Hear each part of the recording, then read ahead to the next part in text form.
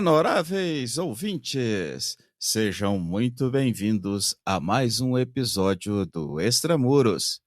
No conteúdo de hoje, os convido a conhecer um universo fascinante e desafiador, uma visão criminológica sob um prisma completamente diferente. Nosso convidado é o professor Alain Fabiano Caetano de Souza, autor do livro Criminologia por Outro Ângulo, uma obra que lança luz sobre os aspectos mais complexos e singulares da criminalidade brasileira, na qual ele traz para o debate acadêmico elementos da física, neurociência, antropologia, psicologia, filosofia, sociologia e direito, visando a compreensão dos desafios da segurança pública e dos crimes violentos contra o patrimônio, revelando ainda reflexões sobre o crime, a vítima e a sociedade como um todo. Esta é a primeira parte de nossa conversa. Professor Alain, expressando o meu agradecimento pela sua colaboração e disponibilidade em participar deste programa, peço que conte um pouco sobre sua jornada profissional e como surgiu a inspiração para escrever Criminologia por um Outro Ângulo. Boa noite, Dr. Washington. Muito obrigado pela oportunidade de estar participando do seu podcast, o Extramuros. Eu tive a oportunidade, de assistir a entrevista com o Dr. Rubens e achei muito interessante o tema abordado ali, a questão sobre as mentes criminosas, e os serial killers. Engrandeceu demais meus conhecimentos, então quero agradecer pela oportunidade de estar participando de um podcast tão relevante para a comunidade científica e também para o campo da criminologia. E também agradecer aos ouvintes que estão nos escutando agora neste momento. Espero poder contribuir com vocês a respeito do tema de criminologia, das disciplinas do binômio do crime, da teia de significados, do efeito Halo e outras teorias mais. Sobre a questão da minha jornada, eu sou policial militar, atuo em Minas Gerais, no estado de Minas Gerais, sou pesquisador de segurança pública, faço parte do grupo Alfa Bravo Brasil, que é um grupo conhecido no país por desenvolver pesquisas no campo das ciências policiais. O livro Criminologia por Outro Ângulo, ele é o meu quarto livro. Eu já escrevi outros. O primeiro deles foi o Alfa Bravo Brasil, depois veio o Compêndio Interdisciplinar de Estudos Jurídicos Orientados, depois veio um outro livro que é sobre a análise do cinto de segurança e viatura, a análise dos riscos e dos benefícios do uso do cinto. E agora o Criminologia por Outro Ângulo veio para poder trazer à sociedade e ao campo acadêmico uma nova abordagem sobre a criminologia. O livro Criminologia por Outro Ângulo, ele é inspirado numa experiência pessoal com um irmão meu que se enveredou no mundo do crime. E eu não era policial à época e eu me perguntava o porquê que o meu irmão ficava em liberdade depois de tantas vezes ser preso em flagrante. E isso era uma pergunta que não era respondido na época, e depois eu me tornei policial. O conhecimento científico que eu adquiri na academia não traziam as respostas sobre a experiência empírica que eu vivia. Porque eu e meu irmão, nós vivíamos no mesmo lar, nós tínhamos o mesmo poder econômico, nós estudamos na mesma escola e as nossas amizades eram as mesmas. Porém, a criminologia até então dizia que o homem é produto do meio. Mais especificamente, a criminologia marxista trazia essa ideia de que o homem é produto do meio. Você vê tantas outras teorias que subsidiam esse conhecimento, por exemplo, o conceito de bolsões de pobreza, temos também o labeling approach, teoria do perfilamento racial e estrutural. Então, ou seja, todas essas teorias embasadas na ideia de que o homem é produto do meio, elas não satisfaziam as minhas perguntas, porque eu via na minha experiência familiar de que duas pessoas distintas, eu e meu irmão, trilhamos caminhos totalmente diferentes, mesmo tendo o meio em comum. Ou seja, o nosso meio era o mesmo, não havia nada de diferente, mas ele trilhou um caminho e eu acabei trilhando o outro. Me tornei policial, para tentar prendê-lo. E acabou que no ano de 2017, eu e mais alguns policiais do batalhão onde eu trabalhei, né, onde eu ainda trabalho, nós conseguimos fazer a prisão do meu irmão e ele veio a ser condenado em Minas Gerais por 33 anos de reclusão por ter praticado os crimes de homicídio, tráfico e roubo. Essa experiência foi o meu estopim para tentar entender a criminologia e como não haviam paradigmas atuais existentes capazes de satisfazer as minhas perguntas, me tornei então um pesquisador e a tentar responder essas indagações através das minhas pesquisas. E isso resultou no livro Criminologia por Outro Ângulo. Qual a importância de adotar uma abordagem multidisciplinar na criminologia e como a teoria do binômio do crime se diferencia das abordagens tradicionais desta disciplina? Essa questão da abordagem multidisciplinar, quando se trata de ciência, quando se trata de entender fenômenos da natureza, fenômenos sociais, qualquer tipo de fenômeno, é importante que todo pesquisador ele esteja disposto a enxergar aquele fenômeno sobre todos os pontos de vista possíveis. O pesquisador que é apaixonado por apenas um ponto de vista, ele já está fazendo com que a sua abordagem, sua análise seja parcial. Então, obedecendo aquela lógica aristotélica da metodologia científica, né, a análise científica e a investigação fenomenológica, ela tem que ser objetiva, ela tem que ser neutra, mas também multidisciplinar. Nós temos o chileno Max Niff, que falava sobre abordagens transdisciplinares. Temos o professor Cândido da Agra, de Portugal, que também fala sobre a necessidade de uma abordagem que contemple os elementos da epistemologia na análise criminológica. E o próprio Cândido da Agra ele diz que hoje isso é praticamente raro no campo da ciência, pouquíssimos pesquisadores fazem essa análise e eu acabei recebendo desses autores, desses catedráticos, essa doutrina, né, esse ensinamento de que a minha pesquisa ela não deveria ser uma pesquisa monocular, era necessário encampar, né, diversos pontos de vista.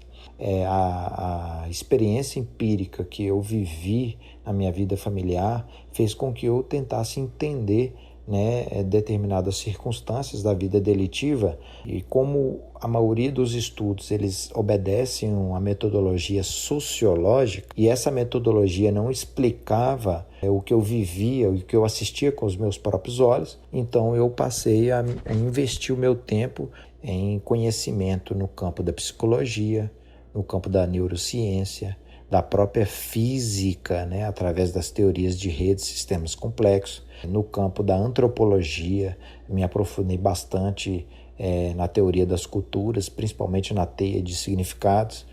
Também me enveredei pela própria filosofia, aonde hoje eu coloco na primeira parte do livro que todas as dúvidas no campo da criminologia, todas as questões que alguém faz ao analisar um fenômeno, essas questões têm origem num conflito epistemológico que é entre o método racionalista e o método empirista. Porque quando você vai tentar entender um fenômeno sobre o método racionalista, você tem a razão como fonte do conhecimento. Quando você faz pelo método empírico, né, através do método indutivo, a fonte do conhecimento é a experiência, a fonte do conhecimento é os dados sensíveis que se pode extrair daquele fenômeno em si. E o problema das teorias sociológicas até então é que elas só obedeciam ou o método X ou o método Y. Não havia uma busca por tentar aplicar ambos os métodos na investigação criminológica. Então, o nosso livro Criminologia por Outro Ângulo, ele veio com esse objetivo, né, de tentar trazer de maneira equilibrada os dois métodos e não só com esses dois métodos, mas também outros existentes, porque a ciência ela é muito ampla, ela é vasta, então é importantíssimo esse olhar, essa abordagem multidisciplinar, e ela enriquece a criminologia, né? Ela faz com que a gente enxergue os fenômenos criminais e possa depreender conceitos que não existiam anteriormente. Um desses conceitos que nós depreendemos é a ideia do binômio do crime, que é divergente do triângulo do crime, que é a teoria tradicional. Para o triângulo do crime, para um delito acontecer num local específico, é necessário ter um infrator motivado, um alvo disponível e falta de vigilância. Para a teoria do triângulo do crime, para a teoria das atividades rotineiras, se existir vigilância naquele ambiente, o crime não vai acontecer. É onde surge a ideia de prevenção. E no binômio do crime, a questão da vigilância, ela sai como elemento precípio, como elemento essencial, e fica só o infrator motivado e o alvo disponível. A presença de vigilância, ela é mero elemento no cálculo do custo e do benefício do infrator. Então, ou seja, ele vai avaliar se aquela ostensividade policial ou se aquela vigilância patrimonial vai corresponder a um ônus maior do que o bônus se ele praticar aquele ato delitivo. Se o ônus for maior, ele vai se desestimular, mas se o ônus for menor do que o benefício, então ele vai praticar aquele ato, né, de acordo com o cálculo que ele realiza. Então nós chamamos isso de binômio do crime, e não só essa análise é feita, né, no livro a gente explica que existem outros elementos que influem no processo mental desse infrator.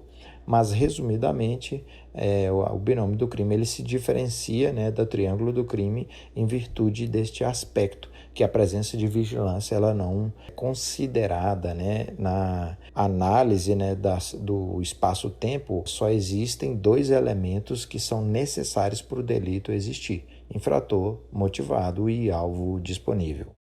Professor, em que proporção a vigilância pode influenciar na prevenção dos crimes e de que forma entendes o papel das instituições sociais para a redução da criminalidade? A respeito dessa questão da proporção da vigilância, né, em poder influenciar ou não a prevenção de crimes, a teoria do triângulo do crime, ela trabalha com o conceito de prevenção do crime. Prevenção significa prevenir, significa evitar, significa impedir, significa até mesmo se antecipar ou prever uma atividade delitiva, né, nos atos preparatórios e impedir com que aquilo se consuma. Isso, no meu ver, é um conceito equivocado. No binômio do crime, que é a teoria que nós desenvolvemos, nós trabalhamos não com a ideia de prevenção, mas com a ideia de controle do crime. O controle do crime, o seu significado remete a outras questões totalmente diferentes. Ele fala sobre regular a incidência criminal, diminuir essa incidência criminal, reduzir. Ele trata de mitigar as ações delitivas, e essas ações elas são feitas não pela mera presença policial ou pela mera ostensividade, mas uma instrumentação de ações conjuntas entre a ostensividade e o serviço de inteligência, de maneira que o policiamento ostensivo ou a vigilância patrimonial ostensiva, ela é feita com base em informações pré-existentes, levantadas através de um sistema de inteligência, de maneira a subsidiar esta ostensividade, onde o agente ele vai ter um direcionamento específico para produzir um policiamento ou uma vigilância mais eficaz, de maneira a impedir no iter criminis com que o crime ele seja executado e consumado. Pode haver, às vezes, o planejamento e os atos preparatórios, só que o aspecto da vigilância, o aspecto do policiamento ostensivo, ele tem que ser focado no sentido de controlar o iter criminis, de maneira a impedir a execução e a consumação. Então, é uma ferramenta de controle e não uma ferramenta de prevenção. Então, essa abordagem é uma abordagem totalmente diferente e ela exige uma mudança jurídica para essas questões, né? Nós temos na Constituição Federal, cabe às polícias militares o policiamento ostensivo e a preservação da ordem pública. Na Constituição, o termo preservação já contempla esse aspecto do controle. Então, ou seja, você vai preservar, você vai tentar realizar estratégias, produzir mecanismos de maneira a manter essa ordem, né? E essa ordem, ela admite certo grau de incidência criminal, mas esse certo grau ele não pode ser abusivo, ele não pode ser em demasia. No Brasil, infelizmente, nós temos isso em demasia. Nós somos um dos países mais violentos do mundo, então nós não temos essa ordem pública muito bem definida. Mas através dos mecanismos de controle, isso pode ser feito de maneira eficaz, com eficiência. E isso é necessário uma mudança no ordenamento jurídico, mais especificamente não na Constituição, mas nas leis ordinárias e também nas constituições estaduais, que é onde aparece o aspecto de prevenção criminal. Vou te dar um exemplo, no artigo 142 da Constituição Estadual Mineira, lá fala que cabe à Polícia Militar o policiamento ostensivo para a prevenção de crimes. Então, ou seja, ali já existe uma atribuição de prevenção. E nós sugerimos essa mudança da Constituição para policiamento ostensivo e preservação da ordem pública, igual está na Constituição Federal, porque aí já contempla as medidas de controle que a polícia pode exercer para poder mitigar, para poder regular, reduzir a criminalidade. Quando fala em prevenção, a gente acaba colocando nas costas do policial uma responsabilidade que não é dele, é uma responsabilidade que ele não é capaz de gerir, de produzir. Então, quando mudamos essa ideia para controle, isso se torna mais tangível, isso se torna mais palpável. E é uma das sugestões do Criminologia por outro ângulo. Quais são os principais pontos de divergência entre as teorias criminológicas atuais abordadas em sua pesquisa? O livro Criminologia por outro ângulo traz esses aspectos multidisciplinares e ele foca em questões relativas a crimes praticados na presença policial, e esse foco você não vê em nenhum outro estudo ou abordagem de pesquisa no Brasil ou fora do país.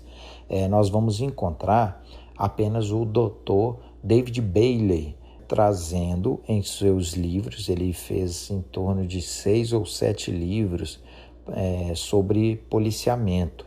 E num deles ele traz apenas um parágrafo em que ele cita que o policiamento não é capaz de evitar o crime, não é capaz de prevenir o crime.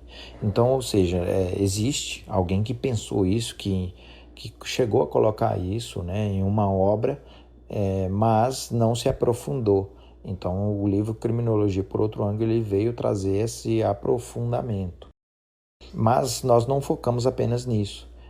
O livro traz também uma abordagem sobre como se processa a mente criminosa. E aí nós temos diversas teorias que foram abordadas para poder definir como acontece o processo volitivo do infrator.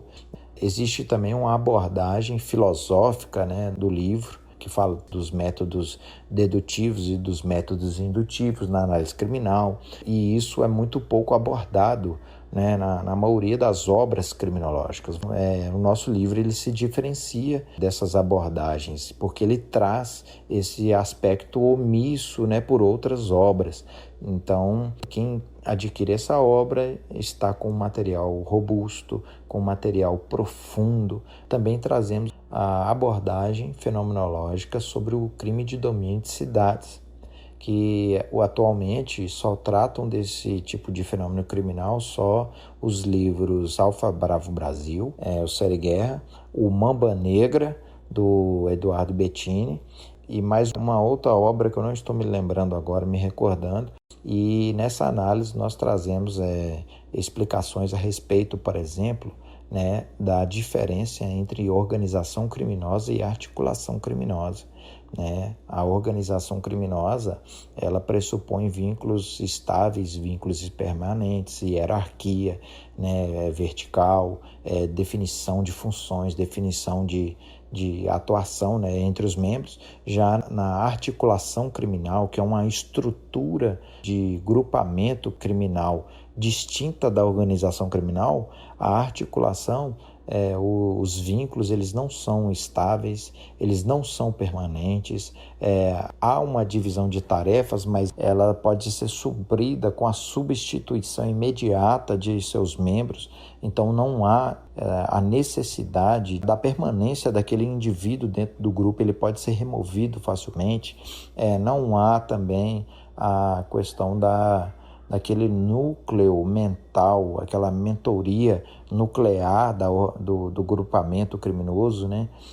Geralmente o planejamento, a estrutura de mentoria da ação criminal, ela é feita por alguns indivíduos, mas de maneira compartilhada, e ela não necessariamente faz com que aquele indivíduo que raciocinou sobre aquele crime seja o líder. A função dele é só desenvolver o planejamento e não necessariamente corresponder a um cargo de chefia, a uma posição de chefia ou algo do tipo. Então, ou seja, essas questões fazem com que o livro Criminologia por Outro Ângulo seja bem diferente, seja bem divergente, né, das abordagens criminológicas e científicas existentes hoje no campo acadêmico. Como a filosofia pode ajudar a elucidar questões éticas relacionadas ao estudo do crime e quais são as possíveis implicações éticas da aplicação das descobertas da criminologia na sociedade?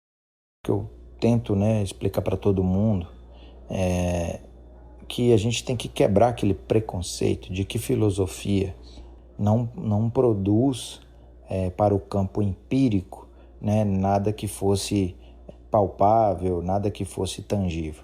Geralmente, a maioria dos policiais que eu conheço, todos eles entendem que o método filosófico seria apenas para poder, né, refletir sobre as coisas, mas não trariam nenhum valor ou um resultado prático em si. E eu digo a todos eles que isso não é verdade. A filosofia, ela tem métodos de trabalho que dizem e produzem grandes resultados práticos.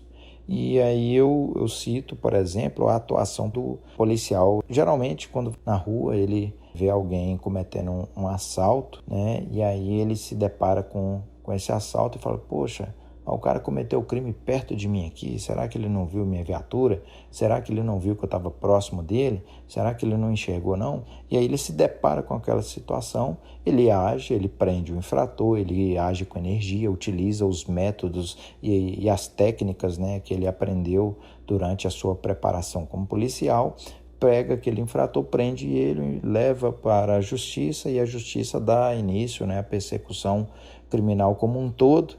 E isso faz com que esse policial da rua ele tenha um pensamento específico sobre aquela situação. Já o gestor desse policial, que não assistiu esse evento criminal acontecer de maneira empírica, mas que tomou conhecimento do fato apenas por um boletim de ocorrência, às vezes por um relatório que chegou em sua mão, ele vai depreender sobre esse evento criminal de maneira distinta do policial que estava na rua. Então, ou seja, a lógica e a conclusão realizada pelo gestor vai ser diferenciada daquele que presenciou. E isso tem a ver com filosofia. Por quê? O gestor vai concluir e inferir utilizando o método dedutivo. Já o policial da rua que atuou, que registrou o BO, ele vai produzir a sua conclusão utilizando o método indutivo. E isso é filosofia. Nós temos isso no ramo da epistemologia. Então, ou seja, a filosofia, ela é sim um ramo importante da ciência que pode nos ajudar a entender os fenômenos criminais. Por isso que eu falo com todas as pessoas. Olha, se você hoje tem uma questão, uma dúvida, uma indagação sobre um fenômeno criminal, e às vezes você olha uma teoria que eles dizem ser um paradigma ideal, mas para você não é, você entende que aquele fenômeno não está sendo explicado, não existe nada que explique esse fenômeno, você está realizando um raciocínio que vai te levar naturalmente à busca por explicações. E essa busca você ou vai utilizar o método dedutivo ou vai utilizar o método empírico. Não tem como fugir disso. E esses dois campos metodológicos, eles, durante toda a história humana, eles foram utilizados de maneira isolada. Nós tivemos, obviamente, alguns grandes intelectuais, alguns grandes pensadores que tentaram fazer um ponto de equilíbrio entre esses dois métodos. Vamos citar aqui um dos mais conhecidos, né, que é o Immanuel Kant, por exemplo. Ele tentou, através da técnica do apriorismo, né, fazer uma junção entre esses dois métodos, mas ainda assim nós no livro Criminologia por Outro Ângulo, nós definimos que Immanuel Kant ainda assim era um racionalista, porque apesar de usar dados relativos às experiências sensíveis, né, ao campo do empirismo, ao método indutivo, ele ainda assim concluía, né, através de uma ponderação racionalista, de uma ponderação dedutiva, né, ou seja, da técnica dedutiva. Então, ao longo da história humana, os pressupostos que foram desenvolvidos para explicar o crime, ou eles encampavam o campo dedutivo ou encampavam o campo indutivo, o empirismo. E, infelizmente, o campo dedutivo se tornou majoritário. No campo empírico, nós tivemos ali Lombroso, tivemos Enrico Ferri, nós tivemos também Adolphe Quetelet, mas ainda assim eles produziram um trabalho muito empírico. Eles não tiveram, às vezes, como eu digo hoje para as pessoas, né, eles não tiveram a sensibilidade de abrir a mente deles para o campo dedutivo e, às vezes, utilizar um pouco da dedução para tentar entender aqueles dados empíricos que eles estavam colhendo naquela época. Se Lombroso fizesse isso, por exemplo, aquela ideia que ele teve, né, de medir ou definir determinados tipos de crimes de acordo com os aspectos biológicos, ele obviamente iria se desestimular de encampar aquela defesa que ele fez, que acabou colocando em crédito, né, toda a sua história. Mas nós do livro Criminologia por Outro Ângulo tentamos não trilhar esse caminho. Nós quisemos e fizemos isso, né, de maneira a trazer esse equilíbrio das técnicas filosóficas para a investigação criminal. Existem alguns mapas mentais desenvolvidos no livro que mostram como o crime ocorre e como ele é processado na mente do infrator e de que maneira a dedução e o indutivismo é utilizado no processamento da mentalidade criminal. E fizemos um gráfico muito bem delineado, muito bem definido, amparado, né, obviamente, com outros ramos da ciência para poder explicar esses processos mentais, e o leitor ele tem à disposição uma obra singular que mostra como a filosofia ela é uma ferramenta necessária e extremamente importante para que as pessoas possam entender com inteireza os fenômenos criminais. Qual é o impacto das teorias criminológicas na formulação de políticas públicas de segurança? Sobre essa questão das teorias criminológicas, né, na formulação de políticas públicas de segurança, aí reside um perigo muito grande. No nosso livro, temos uma parte do livro que nós tentamos mostrar como estudos consagrados no Brasil, eles apresentavam dados maquiados, dados que não obedeciam a metodologia científica fidedigna, e esses estudos embasaram políticas públicas que depois resultaram em ações de segurança pública, fizeram com que essas ações gerassem um resultado negativo da resposta, da reação do tecido criminal ante a essas políticas públicas. Ou seja, o exemplo que eu utilizei, quem pegar o nosso livro lá, vou pegar, por exemplo, o mapa da violência, que é da Flaxo Brasil. O mapa da violência do ano de 2016, salvo engano, página 54, a tabela 9.1, lá traz sobre homicídios por armas de fogo do ano 2014 e divide esses homicídios, né, de maneira numérica, onde nós temos ali em torno de 9.766 homicídios, né, de pessoas brancas, né, naquele ano. Existem também a divisão desses homicídios por pessoas pardas, pessoas pretas, pessoas que eram consideradas indígenas, amarelos, né, e algumas outras que não foram definidas. As pretas, por exemplo, o número foi de 3.459. Já as pardas foram 26.354. E as indígenas foram 59 e os amarelos, né, 61. O número de pessoas que não puderam definir, né, a etnia deles girava em torno de 2.592, totalizando, no ano de 2014, 42.291 homicídios.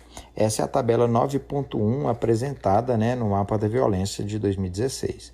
Na tabela 9.2 do mesmo estudo, da mesma publicação, lá também traz os homicídios por arma de fogo e divide, né, ali segundo raça e cor, né, e causa básica. E lá aparece da seguinte forma: entre brancos aparece o mesmo número, 9.766. E coloca um outro grupo que eles chamam de negros.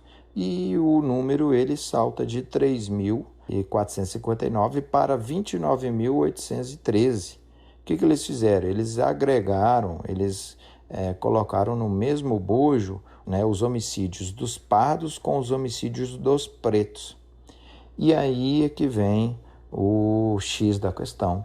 Por exemplo, se eu me considero pardo, quem for ver minha foto aí vai perceber que eu sou pardo, mas eu não tenho origem nenhuma étnica, histórica na minha família de pessoas negras, né? Eu tenho uma irmã minha que é negra, mas é adotiva. Eu sou descendente, né, de portugueses, né, minha família do meu pai, e de ciganos, a família da minha mãe. Mas não existe negros nas nossas famílias. Porém, se eu tivesse falecido no ano de 2014, o mapa da violência teria me colocado no grupo dos negros, nessa publicação deles. E eu iria figurar nessa publicação. O que isso interfere na segurança pública? É que o mapa da violência ele era utilizado pelo Ministério da Justiça. A própria Flaxo Brasil, ela tem no seu site lá quais são as instituições que fazem uso de seus dados, né? E dentre eles tem o Ministério da Justiça, né? E eles também elencam várias outras instituições que atuam, né, com esses dados de segurança pública. E aí pensa, você tem um estudo que traz um dado viciado. Por quê? Porque após a tabela 9.2 você não vê mais nenhum trabalho feito pela mapa da violência agregando os pardos com brancos, os pardos com indígenas, os pardos com amarelos. Você só vê os números dos pardos misturados com o povo preto e coloca no subgrupo negro. Outra questão que eles fizeram foi colocar que a base deles era o IBGE, né, o Censo Demográfico de 2010 do IBGE. Só que quando você pega o Censo Demográfico de 2010 do IBGE, você não vê o IBGE quantificando nenhum dado com o subgrupo negro. Só existe brancos, pretos, pardos, amarelas, indígenas, mas não tem nenhum subgrupo negro. Ou seja, o mapa da violência, ele afirma ter tirado isso do IBGE, mas ele não consegue demonstrar isso de maneira prática. É só uma afirmação, mas quando você vai buscar na fonte primária, você não encontra esses dados. E aí eles dizem que também utilizavam os dados, né, do Ministério da Saúde, né, a respeito das mortes. É o que eles justificavam, né? Não tem como falarmos que eles maquiaram isso de maneira proposital. Não há também como acusá-los, né, de que existe ali algo tendencioso, mas o que é evidente é de que os dados apresentados por eles foram feitos de maneira equivocada, de maneira que não obedeceu à metodologia científica. E isso interfere na segurança pública, por quê? Porque você tem o DEPEN fazendo publicações posteriores apresentando, né, a etnia dos presos dentro dessa mesma metodologia. E o DEPEN ele coloca lá que são presos existem dentro das instituições prisionais no Brasil cerca de 67% de negros e 31% de brancos. Então, ou seja, dá aquela intenção de que a maioria das pessoas nas cadeias elas são negras. E isso não é uma verdade. Quando vai se depurar os dados, a maioria das pessoas presas no Brasil são pardos. Não são nem brancos e não são nem pretos, são pardos. E aí, em segundo lugar, você tem a população mais branca e, em terceiro lugar, a população preta. Então, ou seja, como que isso pode ser aceito como algo normal, né? Sendo que, quando vai se buscar as fontes primárias, porque as fontes secundárias estão viciadas, mas as fontes primárias não. As fontes primárias elas estão trazendo dados corretos. Temos aqui o dado do censo demográfico. Já o DEPEN, ele se torna a fonte primária porque ele é o próprio órgão prisional. Mas a metodologia que ele usa é a metodologia amparada por instituições similares, como o mapa da violência. E essa metodologia ela é equivocada porque ela não contempla de fato, o que seria essa distinção étnica? Por exemplo, o próprio IBGE ele tem uma publicação do José Luiz Petruccelli, pela parte de etnia do IBGE, ele fala que os brasileiros se definiam de acordo com a tonalidade da pele e não pelo seu histórico etnográfico. Então, ou seja, as pessoas olhavam para o próprio braço e elas se definiam etnicamente.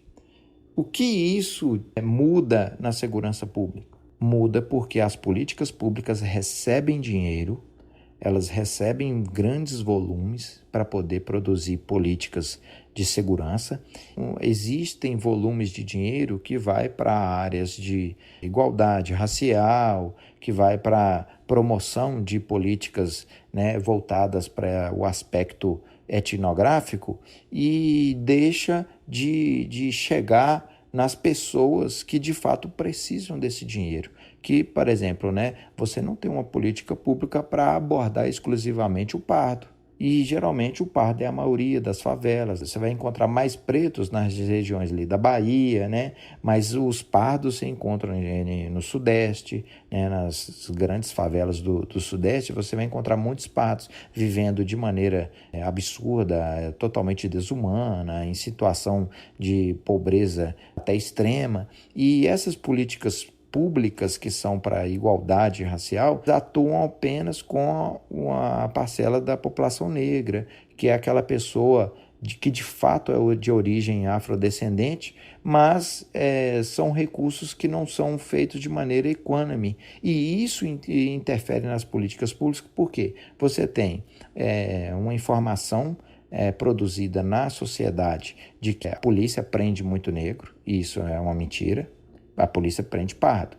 Mas por que prende pardo? Porque os pardos eles são maiorias, né? Então, ou seja, a maior parte demográfica dentro da área de atuação de uma unidade operacional é de pardos. Então, logicamente, a prisão de pardos vai ser maior do que de brancos.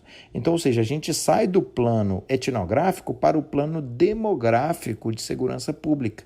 E aí, se nós tivéssemos, de fato, uma política pública que contemplasse esse aspecto, aí sim teríamos produção de segurança pública com eficácia, com eficiência, poderia atacar os problemas sociais de maneira mais justa, de maneira mais transparente e até incisiva. Não estou dizendo aqui que as políticas públicas para a igualdade, elas têm que ser extintas. Não, pelo contrário. Eu acredito que existe o racismo no Brasil, acredito que existe, sim, uma tendência, né, dos tensionamentos sociais no Brasil. Nós não negamos isso, nós acreditamos que isso existe de fato. Mas entendemos que a maneira como as pesquisas são desenvolvidas não condiz com a realidade assistida pelo policial que está na ponta da lança. Então, a ideia do Criminologia por Outro Ângulo foi trazer, né, a luz sobre esse aspecto. E é por isso que eu trouxe agora com mais avidez essas informações, para que o leitor possa ter acesso a esses dados e conferir, né, nas fontes primárias, ver de fato que existe ali um dado equivocado, que não obedeceu uma metodologia correta. Honoráveis ouvintes, considerando a extensão dos esclarecimentos aqui apresentados, faremos um intervalo neste momento para, no próximo episódio, prosseguirmos nesta fascinante entrevista com o professor Alain Fabiano. Acesse os links de pesquisa em www.extramurospodcast.com, Extramuros com H, e saiba mais sobre este conteúdo. Inscreva-se e compartilhe nosso propósito. Será um prazer ter a sua colaboração. Pela sua audiência, muito obrigado e até a próxima!